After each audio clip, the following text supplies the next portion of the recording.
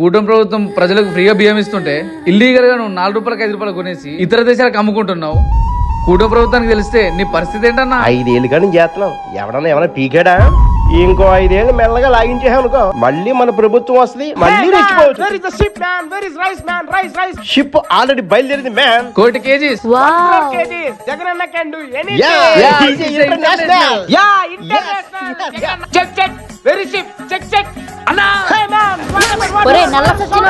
Cool cool, he's my friend.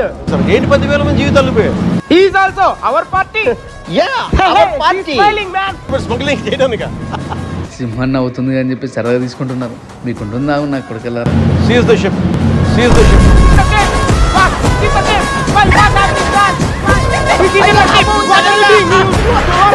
నీకు లే లే లే లే లే జగన్ ఉన్నప్పుడు ఏదో స్మగ్లింగ్ చేసుకున్నావు. ఇప్పుడు కూటమి ప్రభుత్వం వచ్చిన తర్వాత ఆపుకొని కూర్చోవచ్చు కదా.